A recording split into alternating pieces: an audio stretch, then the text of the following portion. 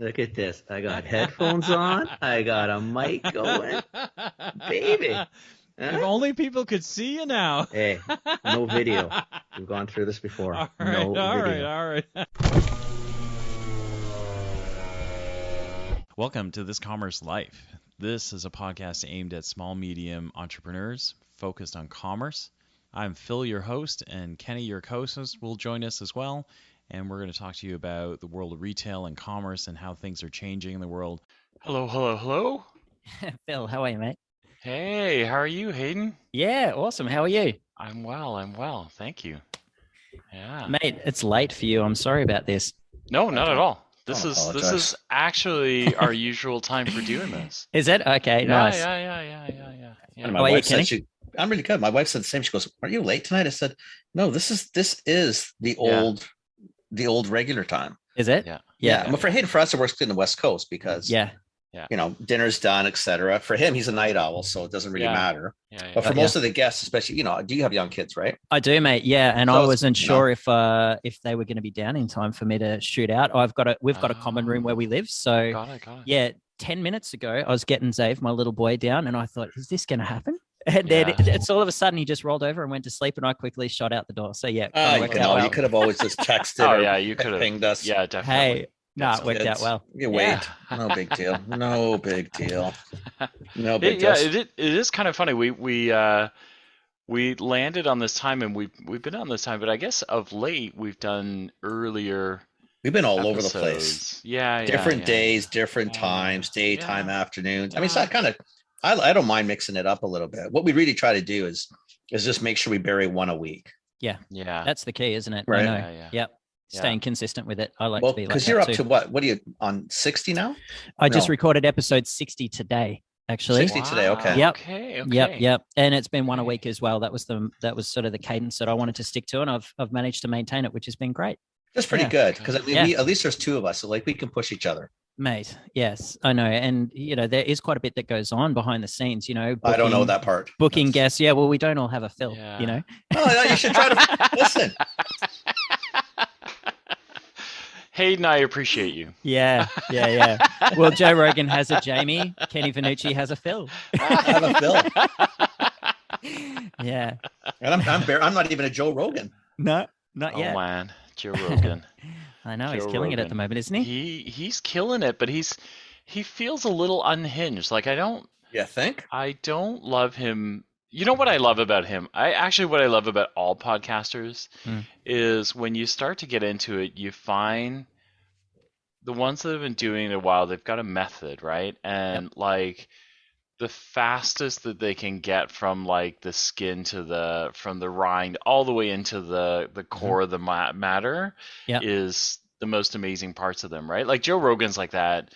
He sometimes he takes a while, but you get that sense that as soon as he's got that guest, he's done the work to know where is the soft meaty parts that I got to pick at, right? Like, Right. and they're all the good interviewers are like that, right? It's, Right. Mate, and such an interviewing art. is such a skill. It is an art, yeah. Mhm. And that's the Mhm. one thing that I didn't really have such an understanding of until I started, having conversations with people. Because Mhm. when you're out in the field in sales and you're having conversations with potential clients, or you're building relationships with people, you do ask questions. And I feel like you really start to build relationships with people when you start to get to understand who they are on a personal level, and you can sort of put the work conversation on hold for 5 minutes and sort of get to know where they're from, who they are. And that's sort of how I like to start my conversations on the Mhm. podcast. And they sort of naturally flow into the business end of the conversation pretty Yeah, quickly. that's true. But yeah, that sort of chit chat up front,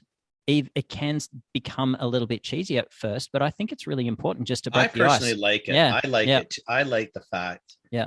I don't know. To me, it just seems more friendly. That's It what just I mean. seems like a nice way to roll into it. Yeah. You're going to get down to the shit you need to get down to. Mhm, It's going to mhm. happen. Agreed. What's the rush? Yeah. I mean, what are we? We're not, we're not old school reporters. We're not trying to uncover, the truths of the planet. Yeah. Maybe the CPG planet, but not necessarily the planet in general, right? And it's a world of its own, isn't it? Paul, you better believe it. CPG. CPG is its own. It's its own. It's its own thing. It's its own ecosystem almost, Yeah. right? Like, Yeah. it's pretty. But it's neat. bizarre. Once you're in, as the three of us, once you're in, you're kind of stuck, right? The Like, same names, you never the go same too names far. keep cropping up. Yeah. All the time. And everybody who leaves or tries to leave, it just seems to have got this gravitational pull back to CPG because it's kind of fun, right? It's interesting. Well, I'm Yep. like that, right? Like you know, I was in CPG for a very long time. Got out, went to startup. You know, startup was a retail startup, and then even when I left retail startup, went to something like biometrics, I came back, right? And the pull is, you're right, it's the pull is always there. And even though startup life is like this really exciting, you know, people are raising rounds and all this stuff. You know, I really love the retail. Like at the end of the day, it's the retail stuff that really it draws, right? That's like, my thing too. I like it. I like the buying and selling. I love the talk. Yeah. You know, it's Yeah. all good, man. I hear. Yeah, it was interesting when I was at the lunch the other day when I saw you, Kenny. Like there were so many familiar faces there. I wasn't expecting that. You know, I was Oh quite my surprised. God, it's the same people all the time. Yeah. Right. Yeah. And it's good though, because it's a bizarre family. If you look at it, like, especially at that group, like you look at Trevor Richard Baker. like Richard. Well, you know, Richard's been around for 7 years. Joe Brand, 7 years. Peter Hahn. Yeah. Like you got all these guys have been around forever. And then you got the whole next sort of younger guys. I won't put me in that group, but Trevor and below Jordan, now, you know, Kobe, you got so many people. Like it just, and it seems to actually, I bet you, I tell you the truth. I think if you talk to some of the new group, I think the old guys love it because the dynamics changed, the conversations changed, CPG has changed, retail has changed, right? I just find it fascinating. I do. I really love going to the events. I just like catching up with everybody. Yeah. So, I mean, with you being in the industry for so long, you know, you've got the history of being a buyer and so on. How quickly has the industry moved, in your opinion? Like, you know, certain laws and certain rules and certain things stay the same like that, and they'll never change. But then the industry does shift and it's moving quite quickly. And I guess over the past 2 years or since COVID sort of been in our life, it's even changed even more. But, you know, how do you think everybody's able to maintain and keep up with the progress and with what's I wonder going if on? they actually have. And I think sometimes Phil and I talk about that, is that when you look at it, how have they kept up? Because I think the difference was with COVID, especially right now, is even if you were mediocre and could keep the doors open, right? Remember, Ontario is different than what we were Hayden in the West. The West stayed open. If you could keep your doors open, you probably still had a crack. Yeah. But as this goes on, I don't think that's going to hold true anymore. I think you really had to have some point of difference. You know, I mean, I still shop Costco and I shop a lot of these other places. I shop a lot of small people because I like them. But unless they really could stay fully open, old school, they had to really morph into the pick up in store. They had to do delivered. Like Save-On's done a lot more delivered. I mean, we were doing that anyway, but this pushed it. Spud got pushed, like sped it up. You know, but I think there's a lot of them. I don't think the attrition isn't even started in normal retail. I think once we get out of this shit, it's gonna be interesting. So we talked about, I think yesterday, Phil, or day before, where consumers are going to go. Like, how is this going to go now that we're getting out? Are we going to go back to stores? Is online will always be there. We know that, but is it going to be as big as it was the last 20 months? Does it mellow out? Are people tired of sending 50 packages back when 40 come in, you know, when 60 come into the house? I think the other thing is that the next 12 to 18 months is also a serious test of logistic skills. Oh, it's already like apart, I think that you know, if you have a shaky supply chain, or you have not great forward-looking skills, you're in trouble. I think as a retailer you're in trouble. Yeah, you're in huge trouble. You know, like you know, if you use something simple like Christmas lights, right? Like this Christmas, if you were in stores December 1st through the 5th, maybe, you had a variety of like Christmas lights you could choose from. Yeah. By about the 8th or 9th, the only thing you could buy was reindeer. Small reindeer, big reindeer. That was it, right? Because nothing else made it through the containers. That was all, right? And so you kind of go, okay, wait, so if I play this forward, come April when all the containers have been unloaded, there's going to be a lot of Christmas lights. There's probably not going to be any patio furniture yet. So if you don't have the breadth, or you haven't kind of looked ahead to buy the things you need, you're also really jammed. Like, what are you going to do, right? Like, and it's not like the pandemic was the opposite, right? Which is like I had a lot of stuff and I had to be creative about how I packaged it so I could sell it off. Now, like if you don't have anything, you don't have anything. Like there is nothing to be creative about. Like you just don't, like an empty shelf is the worst, right? Like at least with excess inventory, you can do something with it. But empty shelves just means you're out of business, right? Like you're done, right? So I worry that in the next 18 months, that's what you see is you see retailers that a little bit of bad luck, a little bit of bad planning, one untimely run, and all of a sudden they've got look at how many places just lack of manpower went, listen, we can't stay open. We've got to close our doors. Reduce their hours as well. So, yeah. So I worry about that for retail in the next, little bit is that could sink a lot of people. That could be the last straw, really. Yeah. I think for a lot of them, I think it's going to be interesting too. I think right now, large retailers are really not fun to deal with in that there's been price increases I don't care, pick a freaking commodity. And when you're going in and trying to stay afloat, because freight's gone through the roof, raw materials gone through the roof, and you get all this bullshit pushback and this asinine no price increase this, and what a crock of shit. Yeah, no, you're absolutely right. You know what? I know for sure, like for me, I got my list. I know who's in my naughty books, the ones who didn't help out when we were looking for the help, and who are going to require a lot of us when the time comes. Right. And it's not a fun game. I know Phil always goes because I go on these rants, but like that one just absolutely pisses me off right now. Just drives me crazy. No, but I actually understand that one, right? Like it's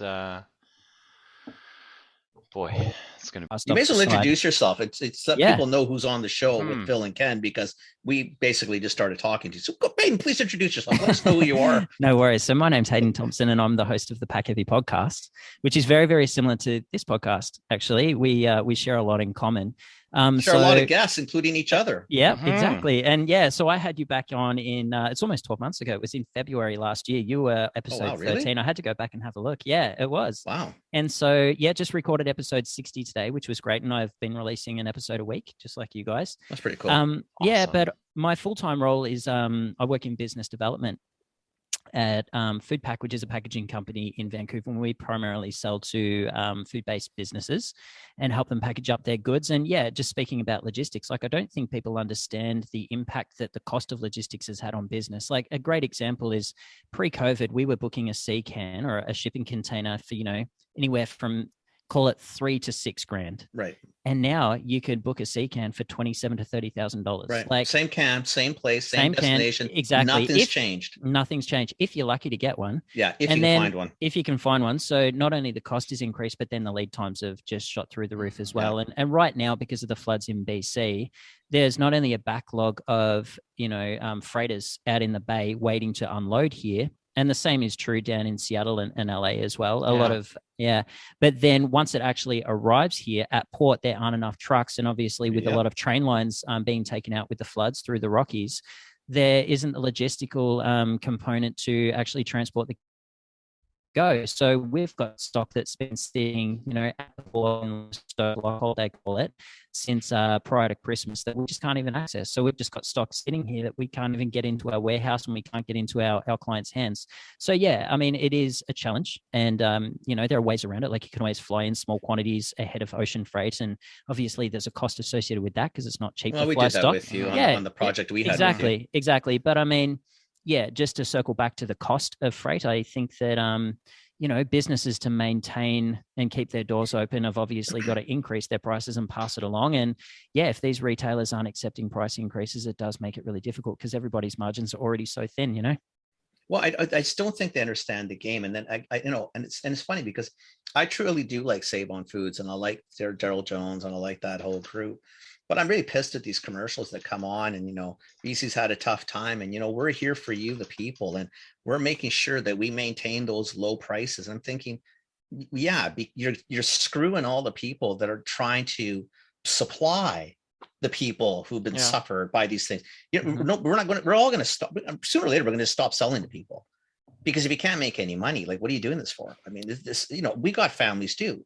Yeah. Everybody behind that's got things going on in their worlds too, right? And they seem to have lost sight of this. And I don't even think consumers are that. I think people get it. Mm-hmm.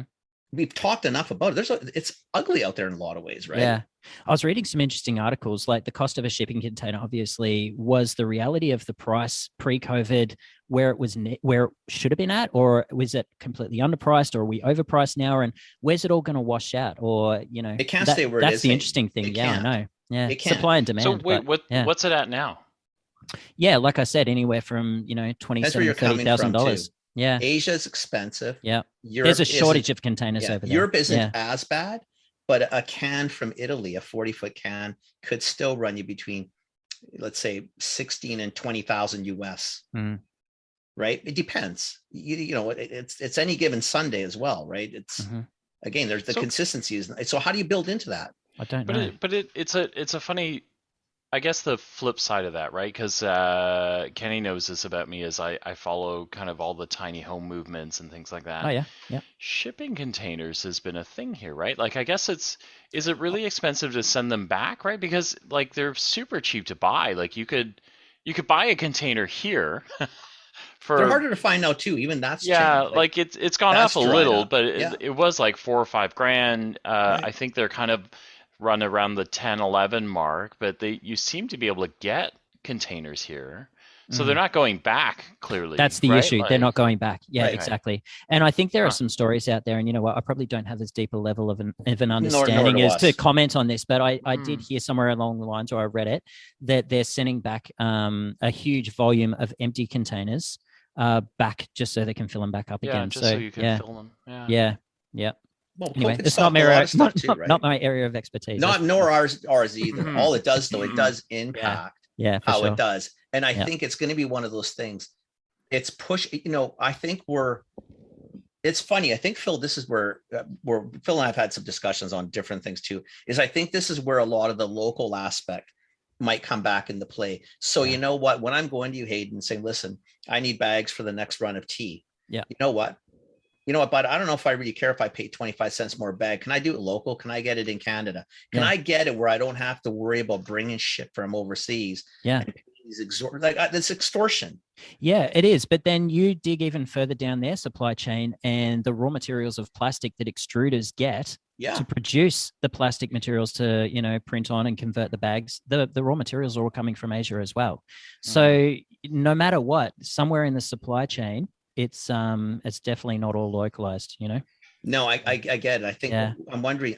So look just for a second, because we're on this topic. Yeah. So like, are there any, for you in the packaging world, can you source anything that is more localized? Is there, let's say the plastic, let's say virgin plastic is coming from Asia. Yeah. Let's say recycled package plastic is coming from multitude of, like, are there ways for you to source more shit here? Like, forgetting plastic. Yeah. If we tried to go into more compostable or more recyclable like, is there a play? Yeah, well, the interesting thing about recyclability and compostability when it comes to packaging is the end-of-life systems that are available for us all to utilize. So, you know, you can have a compostable bag, like a flexible package. Let's start with recyclables. So you can have here in BC, and I can only really speak to BC because it does differ from province to province, but in BC, you can put a number 7 recyclable logo on a flexible package, which is sort of like a catch-all for any flexible bag that's made up of multiple laminated materials, right? Okay. Now, you can take it to a store drop-off location like a London Drugs, for example, or a Recycle BC depot, but it's not curbside recyclable, so you can't put it in your curbside. Otherwise, and when it ends up getting taken to the MRF, or where they end up collecting it and sorting it out, it'll just get thrown into the regular waste stream. But what they do, and they're really transparent on the Recycle BC website, is when you do take it to the proper location, they'll collect it and they'll shred it and palletize it and then turn it into engineered fuel. So that's the end of life system that's in place for recyclable, but it's not actually an infrastructure where they're, you know, delaminating, collecting, you know, doing all of those things to turn them into park benches and so on. Like, that infrastructure is not here yet. And when that occurs and where the funding comes from, like, there's no real clear path through it. And in fact, I've actually got an expert coming on over the next couple of weeks onto the podcast to talk about it. So I'll really be able to dig into that with them. So that's recyclable. But when it comes to compostable, yeah, there's absolutely compostable structures available, readily available actually, but they're not necessarily always suited to specific products that you're packaging up. So they're really good for like dry goods like coffee or, nuts and mixed nuts and stuff like that. Because as soon as you add an element of moisture, it somewhat starts the composting process. Right. But yeah, then it's the end of life system that's a reality here as well. So if you've got something that's certified industrial or even backyard compostable, if it's industrially compostable and certified industrial, there's actually nowhere to put it here. So you can't put it in your green compost bin at home for the municipality to take away. They're not accepting them. And the reason for that, from what I understand and what's sort of being told out there, and from what I can understand from the literature on all of the websites, is that the infrastructure to actually put it into an industrially compostable place they're not accepting them. And the reason, from what I understand, is that it's really hard to tell what a compostable pouch is compared to a conventional pouch, because there's not a generic or not a recognized symbol or logo across the board that will allow it into the system. So they don't want to potentially, contaminate their compost heap. Right. So yeah, that's the issue at the moment. And then when it comes to backyard composting, yeah, you can absolutely put a certified backyard compostable bag in your backyard compost, but how long it actually takes to compost is a different story. And how many coffee bags you're actually going to put in your home compost before it becomes annoying, I guess this is what Phil and I were trying to figure out. So so I mean, how do we do anything that's, I know. How do we do the right thing? How do we be green? Like, how do I do? I can't. If I buy it, you tell me it's compostable, and the city won't take it, because there doesn't have a number or something. You think, what fucking number on it? It's really interesting. The number. I don't care what the number is. Just tell us where to put this stuff so that we can help. Yeah. And, the frustrating thing is like you would be blown away by the amount of inbound calls that we get at Foodpack for people, like whether businesses or consumers, people wanting to try and do the right thing and make good purchasing decisions for their business, and represent a sustainable solution. And we're always very transparent with like, yeah, we can provide you with this structure, but the reality is there's nowhere to put it. And then when people cost it out, there's a 20 to 30% increase in cost because it is a compostable structure, and there are high MOQs because they're hard to come by as well. Like the manufacturers are like, well, you got to meet a minimum to actually get something into your hands. So yeah, I mean, there are barriers still out there, but it is a solution that is available. But until the end of life system and infrastructure is in place, I think it's really unfortunate that that's what we're looking at. Yeah. It's a little like it colors all of the recycling stuff, right? Because you start to think, because the fallacy now, it feels like a fallacy, right? Is if you do the right thing and you follow the 3 R's, reuse, recycle, reduce. Yeah. But if you just do the blue bin and the green bin thing, you're still not really. Have you done it? Have you helped or not? Right? I think that's where we'll look at. So did I do anything of value? Did I contribute, or did I just make myself feel better? And as soon as I start thinking about it, it's not good. But if I don't think about it, I can smile. And I've saved. I don't know. But on the flip side, right? So the flip side of this is as well is like Kenny, you and I, we've had conversations with brands that we've worked with where you say, how do we be more environmentally friendly? So what we're looking at is, if you use plastic, is there different packaging that we can use? But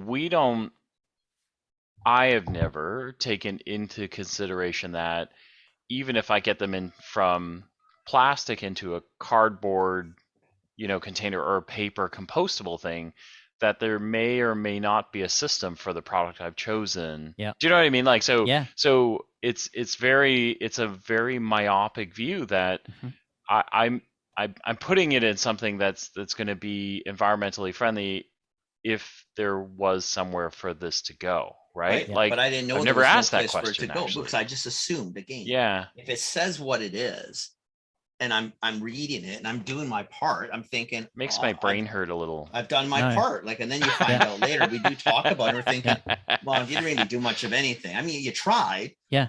A for effort, I guess. But and we're sort of wondering where the real change is going to come from. Is it going to be driven because retailers are going to demand that their vendors, only put their product in certain structures so that materials are there to then warrant investing in the infrastructure. Like, we just don't know. So yeah, I mean, got to come from the consumer side. You know that, right? The drive does, yeah, absolutely. Or but it has to be economical for me. So hey, you need to come out to me and say, listen, you bought this bag before and it's a 3. I don't care what the number is. Yeah, you really need to be in a 27. But then I'd look at you and say, okay, how do you get me into a 27? Then you'd walk me through the process, and then it would come down the money. Yeah. Right. And most of us, if we're really wanting to do it, I mean, Spence and I could cut margin if we had to, if we could really do the right thing. If I could get compostable and you told me I could throw it in the thing, I might look and say, listen, it's going to go from $1 to $1.30. You know what? Let's figure out how to make it work. Yeah. Well, there's a value proposition there, but until that end of life system's in place, like some businesses are still making a decision to make that purchase because there is value in getting ahead of the curve, in getting their product into that pouch, and with the knowledge and understanding that one day this is going to be here. And then there are other companies that are like, well, you know what, we're not going to put the cart before the horse. We're going to wait until the infrastructure's there. So it's a really interesting case, and everybody makes a decision for themselves. Right? Yeah. Takes 1 or 2 guys. Electric cars have been tried since the 60s. Yeah. This isn't new. Electric cars are not brand new. Yeah. I mean, the battery technology definitely had to get to where it is now. That's for sure. Yeah. But the concept is not new. But it really took someone like a Tesla and probably a few others to push it, make it sexy. No, it took Elon Musk, not Tesla, right? Yeah, because Toyota's been doing electric for a long time, right? But it wasn't sexy. It was very it was nerdy, really, right? Like, it didn't matter that Brad Pitt was driving or whatever. It was nerdy, right? And then Tesla, right? Like, Elon Musk all of a sudden turned it into this thing, right? He was just like, if you want to be a rock star, you got to drive Tesla, luxury vehicle. And all of a sudden it was like, oh my god. But now you look at it, and by 2030, most of the majors are not producing combustion engines anymore. Some will still continue, but for the most part, by 2035, 2040.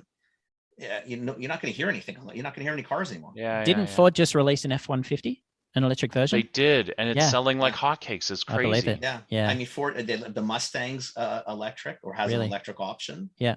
I think I've heard Chevy is looking at the Corvette, which they could. I mean, they've got E1 cars, not F1 anymore. It's going to be E1. Yeah.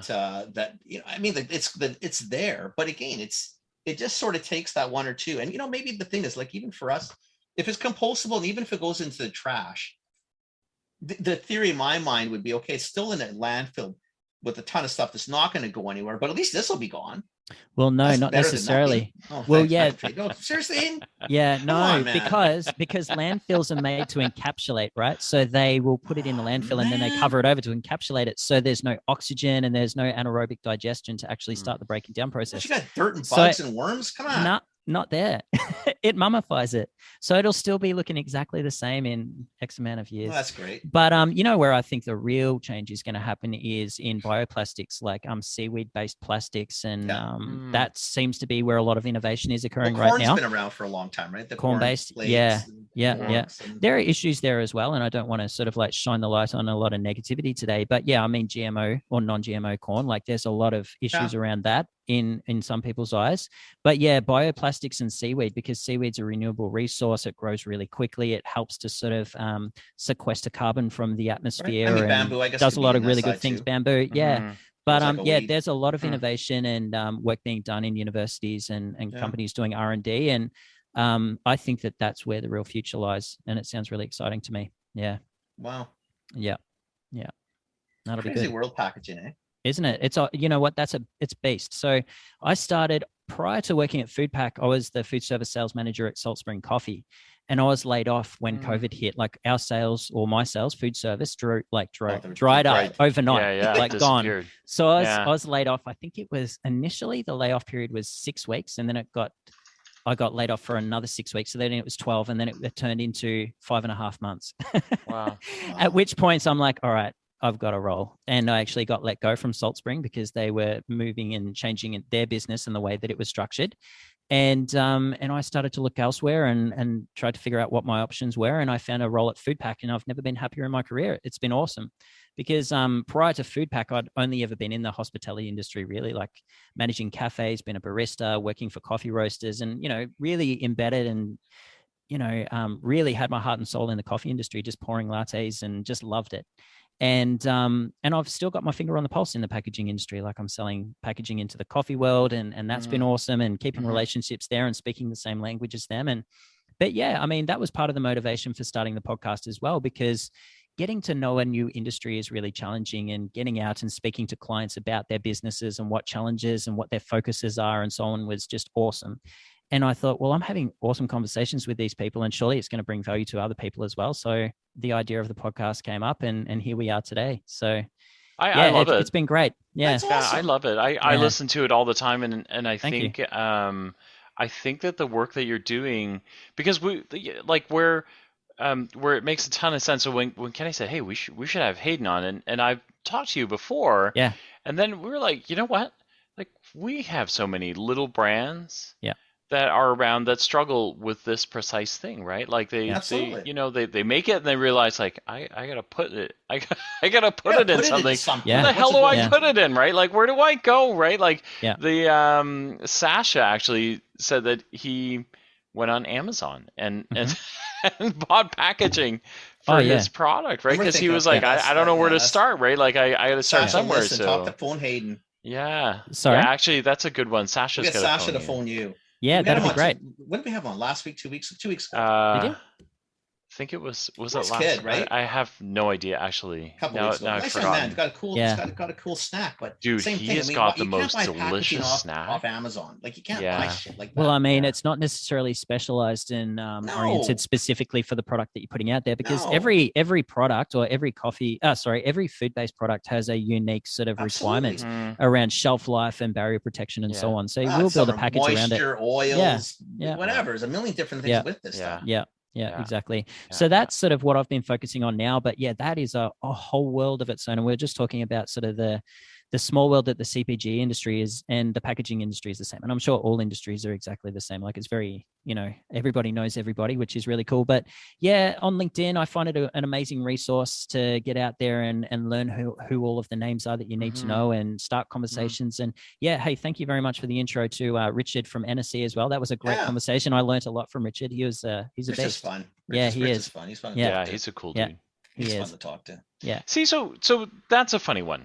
Right, is NRC comes in sachets, right? So it comes in those plastic sachets that you break open. Yeah. And so like if you move that to something that's environmentally friendly, you may or may not be able to find something that as an end, you know what I mean? Like so the brand itself could feel good because hey, we moved to I don't know, like I don't know anything about structure. Packaging. Yeah. So if you went to like the brown paper sachets that you put brown sugar in, right? Like, but it doesn't necessarily mean that when you drop it into your compost bin, well, one, that qualifies for every compost bin across North America or across Canada even. Yeah.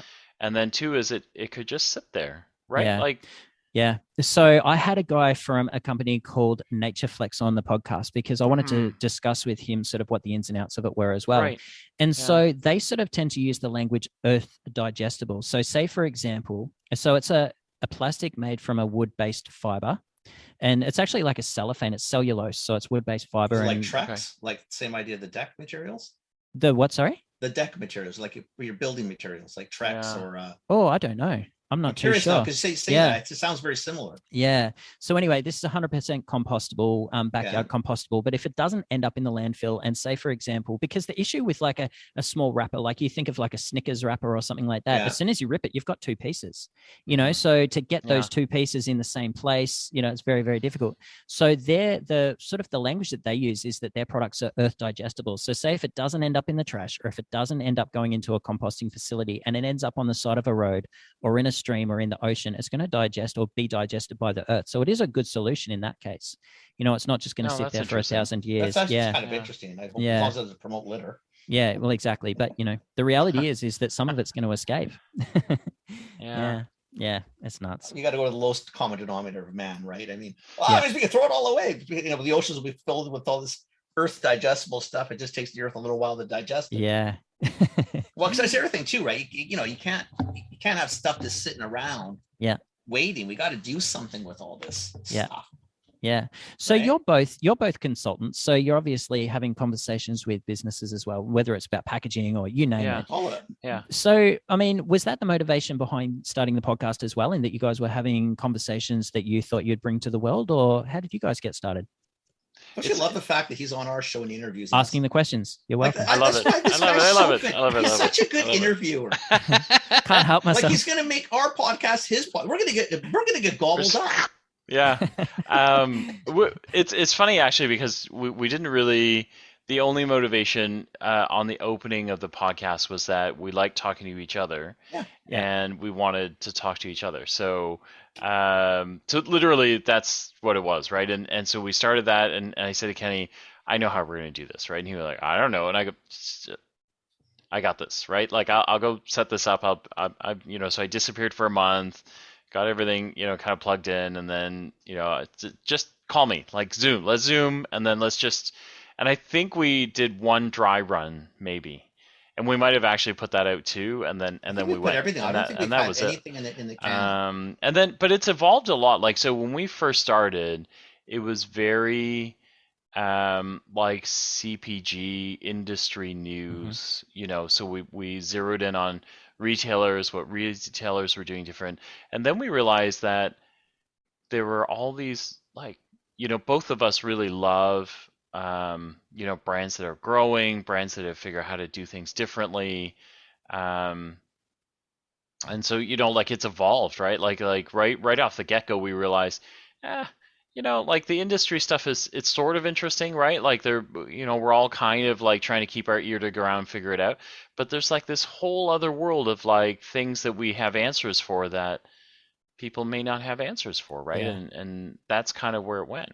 Right, Yeah. Kenny? Is that kind of? I think what it was very similar to you. I think that the thing is that what we found is that, like, if you go to the food execs, that's a room with a lot of people who know a lot of interesting things. Mm-hmm. People have been around a lot of nuances of retail, food service side, traditional like retail, like just a lot of cool things, right? But if you're out there as an entrepreneur and trying to find a guy who can do packaging, the guy who can do printing, the guy who can do displays, a guy who can show you how to cost, a guy who, like, they're out there, but if you're not in the game, where the hell are you looking? And if you go online, what are you going to type? Consultant? Like, where do you find people like us that are more than happy to just shoot the shit? What information, we don't, there's nothing attached to it. You get free information, you take it and run. If you do, well, God bless you. I hope I crush it. Right. You know what I mean? Like it was hard to find anything. So I think as Phil and I kept going, we thought, we could actually help a lot of people. Like if someone would listen to a few episodes, take out our parts if they don't want it, but listen to the guests, listen to the trials and tribulations. You actually might learn something. Right. Right now, Sasha, if he's listening, he's got a packaging guy. Now he's got a guy. He now knows a guy. It's true. Right. That's what it takes. Because then the phone call to you is, hey, how can you help me do this?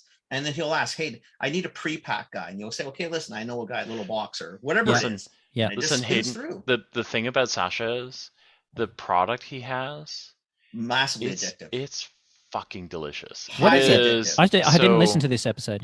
So it's called addictive. Poco, and it's like this rice and chickpea based chip. Like a Frito-Lay sort of thing. It looks so. My kid, like a puff. It's puffed. No, like a puff. It's a flat. No, it's flat and curly. Have you ever had corn chips, like Frito-Lay corn chips? Yeah, like a Dorito. So it looks like a corn chip, literally. Not like more like the corn, like an old school corn chip. So my youngest, who's 14, Crazy. Doesn't listen to the podcast or anything. She ate this and she was like, "This is like a healthy Doritos," is what she said to me. And the two bags, so he was very kind. He was like, oh, we're gonna drop off samples, and both, Kenny and I are weird about getting free stuff, right? So we're like, no, we'll buy some stuff, and he was like, no, I insist, I'll drop, all right, so drop us some bags. I think we blew through our bags in, I want to say hours, not days. Because it was so delicious. Good. Like the kids just like, they loved eating them, right? Like I'm gonna buy more, right? Because it's just if these were in a bar so with beer. The end result is if you talk to him and he offers you samples, you Take say 'em. yes. Don't say no. Yeah. Take 'em. Yeah, you say yes. How big are the Take 'em. bags? Like you should Yeah. give me a bunch of different size bags so I can help you source different size bags. Man, He it's needs incredible. help. Yeah. He needs Yeah. help. 'Cause I'll have Yeah, a chat yeah, with yeah. him. Yeah, Yeah. introduce me. Yeah, it's Yeah. incredible how generous people are, though. Like, just to bring up Richard from NSC again as well. Like, Yeah. he was really generous. Sent a case of product to us as well. It's awesome. I was blown away by the NSC product itself. Outstanding. Yeah, And the it's a good sugar-free product alone, I was a And they're huge fan good. of. Yeah. They're really good. They're Yeah. super good, They're man. really Like good. they tasty. Yeah. Like they're not crap. They're good. Yeah, Yeah. yeah. I really like Yeah. the sugar-free more even than the other ones. Yeah. Yeah. I love them. He won me Yeah. over. Yeah. Yes. Yeah. That's awesome. Yeah, Wow. no, it was. So yeah, no, look, I get a lot of value out of these conversations as well. And I think that, you're only as strong as the network of people around you as well. And Agreed. networking for some people can be really difficult because they are so focused on their business and they're working in their business rather than on their business. But they don't see it. They don't see it. Yeah. So just, even a 35, 45 to an hour conversation where they can have it on in the background and they may be able to learn something that, Mhm. just a small little Right. insight that can give them some encouragement or, help them sort Yeah. of move in a direction that's beneficial for their Right. business is always Yeah. awesome. But then, yeah, one thing that I always ask my guests as well is like, who do you lean on? Like, who do you ask questions and who do you bounce ideas off? And the most successful entrepreneurs that I've spoken to all have a really good core of people around Yeah, them. you need a network. You need You a need network. you need Yeah. go-to people. You need people Yeah. that you can You call. gotta know a guy. Yeah. You know the old expression, I know Yeah. a guy. You Yeah. have to know a guy Yeah. Yeah. or a gal or whatever Yeah. you want to call it in today's world. I don't care. Yeah. But you gotta know a guy. Yeah. Right. That's how this world runs. And you really got to get down to that. Yeah. And I think that's sort of the trick. Yeah. Let me ask So- something, Hayden, so- for you. Oh, sorry, go for it. Yeah, no, I'm curious. So I'm curious where you go. That's what I was gonna ask you. So yeah, because I think Mm. so Kenny and I it is what it is, right? Like we live in a tried and true world, retail is old as retail is, right? Retail's retail. You live in a world that is evolving so quickly, right? From standard packaging to all this environmental stuff. Where do you go to tap into this stuff? And then who do you talk to in this? Yeah, it's really interesting. So, I mean, like obviously there's so much information out on the web, but not all of it's always relatively up to date or even true and accurate. Like there's a lot of crap out there. Yeah, there's a lot of bull crap out there. So I always follow my nose on LinkedIn to start with, try and find out who the people are that are actually having the conversations and where the most relevant information is coming from. And then I'll just reach out directly and just ask if they want to have a conversation. I'm not afraid to ask for, a couple of minutes of their time. I think that there's nothing wrong. The worst thing they can do is say no.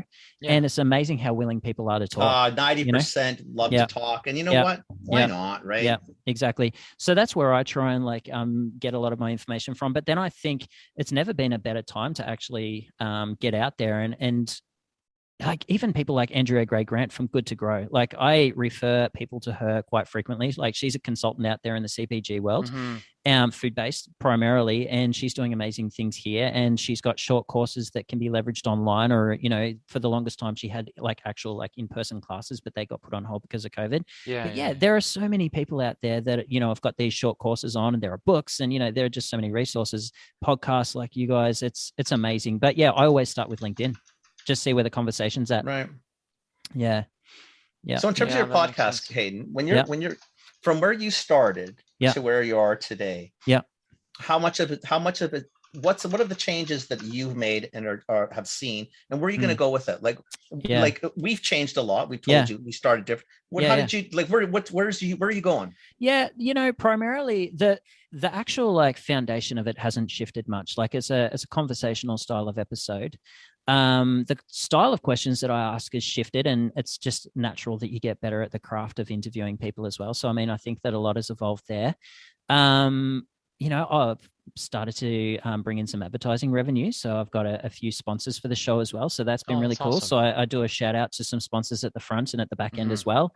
I'm about to start getting video up and running. So, I mean, I've been recording all of my episodes over Zoom, just like you guys as well, but I haven't been leveraging video.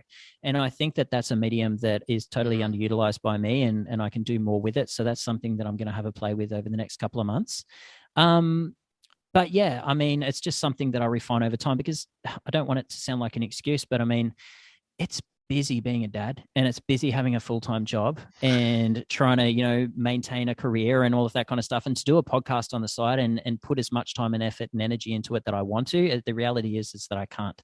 So I have to be really strict with my time. So the time that I do work on the podcast is, you know, once the kids are asleep, the lunch has been made, the kitchen's been tidy up, you've done a run around the house to clean it up, and then it's 8:30 at night, you open up the laptop and you try and put in a couple of hours before you go to bed. And that's my reality. So they're not my best hours that I'm putting into the podcast either, but that's just what I've got to work with at the moment too. So I think that over time, I'll have a little bit more time that frees up.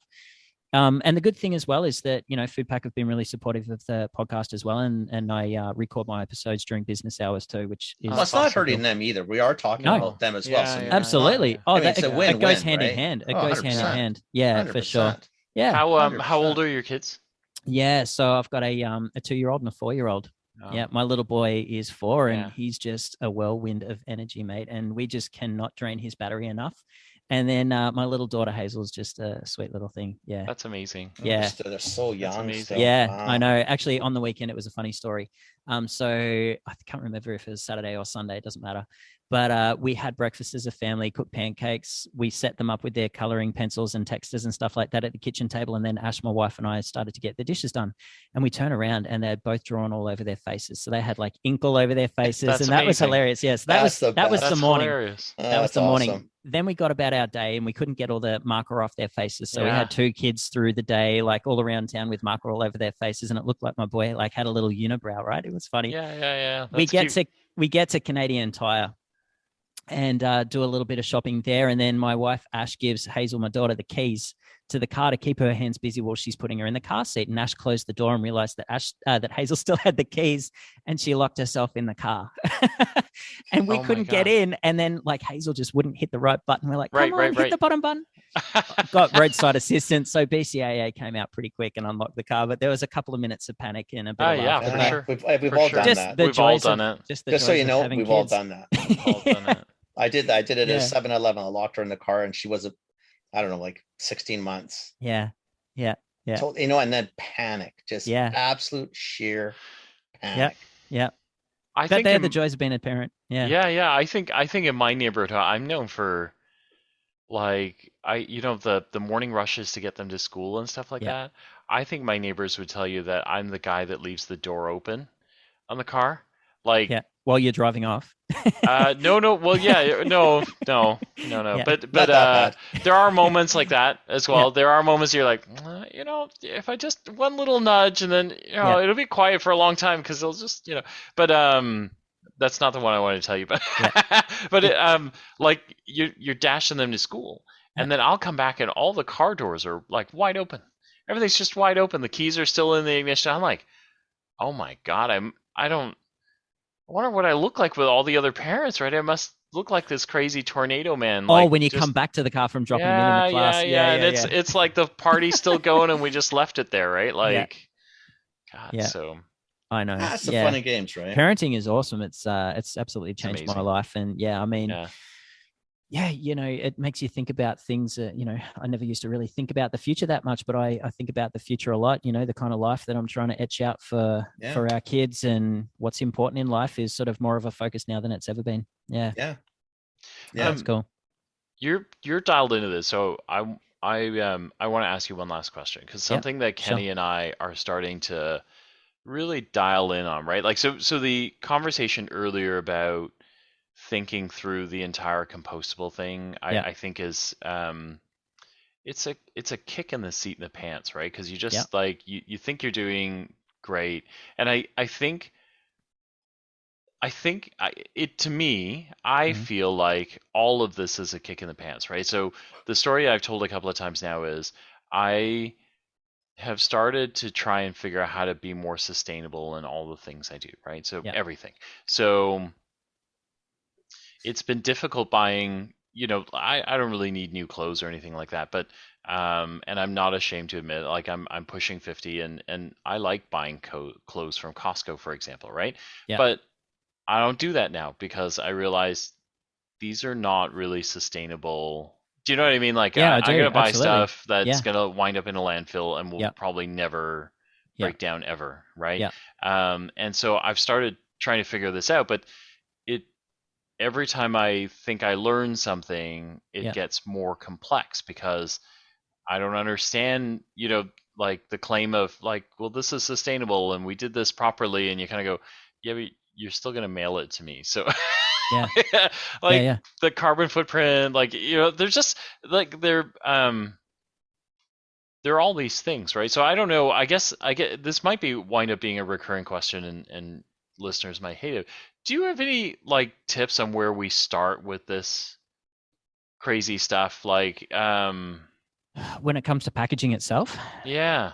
Even like, let's say I'm a consumer. Well, I am a consumer. So if I go in a store, like, so Costco, the joy has gone out of Costco for me a little bit, because when I look around, all I see is really terrible packaging, right? Like everything from like a bag inside a bag inside a bag, the shrink or the wrap, big huge sheets of paper with a little like, oil fillet attached to, like, you know what I mean? Yeah. All the things that you do for theft and merchandising, and then but now I'm going, oh my God, we're going to hell, right? Literally, we're going to hell because we're encouraging them to like just basically use all of our resources in the world. But are there any like things that I can look at to kind of go, like, from a packaging perspective, that I can go, okay, you know what, I could get behind this. Do you know? Yeah, it's really interesting. I mean, like, there are so many benefits to flexible packaging in itself.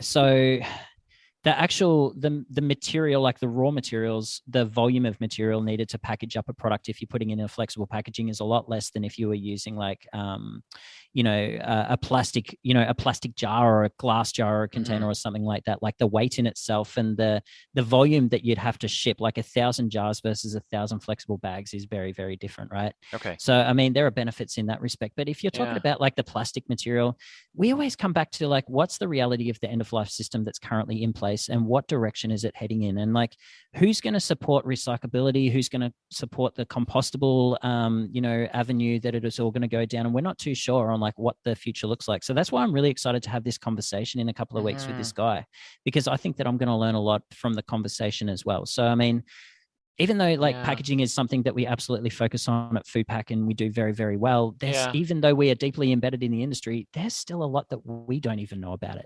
Because, we can look at other websites, and like I said, there's a lot of crap out there that's not necessarily true. But the reality is also that it is so hinged on the municipality that you live in and the municipalities that you sell in, because you look down in the States and there are some states down there where they do have the infrastructure to support recyclability of like flexible packages.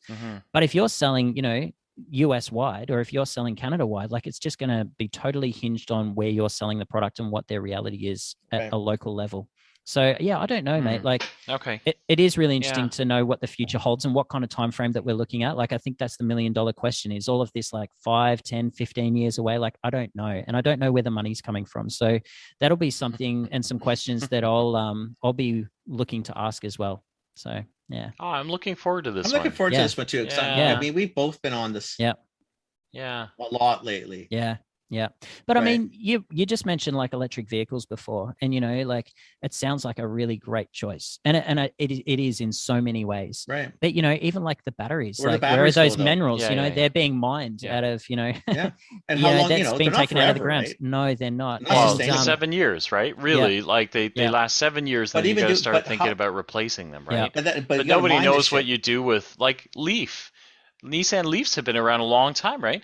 But like, it costs $7,000 to replace the battery, and then what do they do with the other battery, right? Nobody can tell you that, right? Like, and the stuff they're putting in the battery, Phil, isn't sustainable. No. Once you pull it out of the earth, it's gone, right? Gosh, we're going to hell in a handbasket. I know. And then but it's still better. It's still better. So you got to take the little wins, right? People in Australia, Australia make me laugh though, because like in Australia they still burn coal for energy, right? Like over here we're kind of lucky in that it's hydro, right? It's electricity from the water. We have water though. Yeah, we do here, but back in Australia we don't. So unless it is solar power that is charging up your Tesla, it's being charged from burning coal. Oh no! Because I mean that's you know what I mean. So it's like, okay. But I guess you know what, you were burning the coal anyway, and you were burning fuel. Now you're only burning coal. One. Yeah. So I mean, again, you got to. It's sad, but you got to take small wins. I know. I just think what we're all to the point is probably because the older you get, is like you start thinking, shit, what are we leaving to the kids and the kids? Yeah. Like, what's going to be left of this thing? That's what I think about a lot. And that's what I meant before. Like, now that I'm a dad, I think about the future and I think about all of this stuff. And I'm sure you guys too. But yeah, I don't know, mate. I am concerned about the future, but then I know that we'll find a way through it as well. We seem to be a pretty resilient species. And in theory, we're relatively intelligent. So you think there's got to be some way. I think the last 2 years, the book is out on that one. There's no theory on this one. We aren't. We're really not that bright a species. I think we're not any more enlightened in the last 100 years than we were in the prior 100. I think it's all an illusion. But if anything, I think in the last 2 years we regressed even more. Yeah. We'll see. Hayden, we love having you on. You're fun, man. I love talking to you. Your knowledge gave us a kind of a kick in the seat of our pants, but it's okay. But it's we all love. good. No, really, No, I think this has been a phenomenal episode. So. Yeah, well, thank you very much for your time and for the opportunity to come onto the show and for your support. Thank it was really nice to have a chat with you both. Thank you. That's awesome. Yeah. Thanks. All right, Thanks, take buddy. care, guys. Bye. Take care. Okay. Play with the kids. Bye, Hayden. Ciao. Ciao, buddy.